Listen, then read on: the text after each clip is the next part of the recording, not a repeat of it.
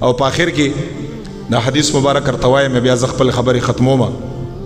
دا واوري عقبہ ابن عامر صحابی رسول دی او دا حدیث امام مسلم په مسلم کې روایت کړی دی.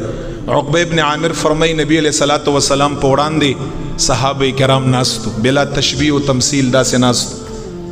نبی علیہ الصلوۃ والسلام صحابه ته فرمای په مدینه منوره کې یو بازار دی عقیق په نوم باندې. هغه زمانہ کې التبدا څاربه خسته خسته او خان بو ماده اوخه بوي.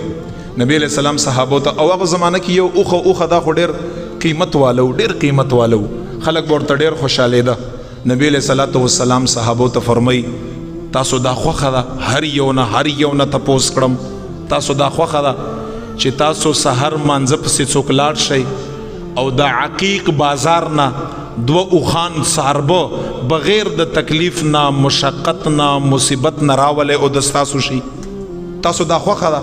هر صحابي وي یا رسول الله زمام خوخه ده بل صحابي وي یا رسول الله زمام خوخه ده بغیر د تکلیف نه بغیر د څه خبره نه دو څاربه اوخان د عقیق بازار نظر ولا ما دو ترا ولي اوس وخت دا څه خبره تا د سکوي پلانکی برګن لاله شو غې نه ځان د پاره دو غاډي بوزا بغیر د څه خبره نه اول بزم بیا بر ستا سوې هر څوک دا څه فطرت ته دا طبيعت ته د انسان او یا رسول الله مونږ ټولو خوخه ده. نبی علیہ السلام سورته فرمایي چې خواوري دا بد صنفي دام یو قسم لا نفع ده کنه. نبی علیہ السلام ورته فرمایي چې والله کوم یو انسان زما په امت کې د کلام پاک دوا آیاتونه تلاوت کړ کنه دوا ورته فرمایي دا دوا آیاتونه انسان د پاره په آخرت کې د دغه دو اوخو نه زیات بهتر او فضیلت و.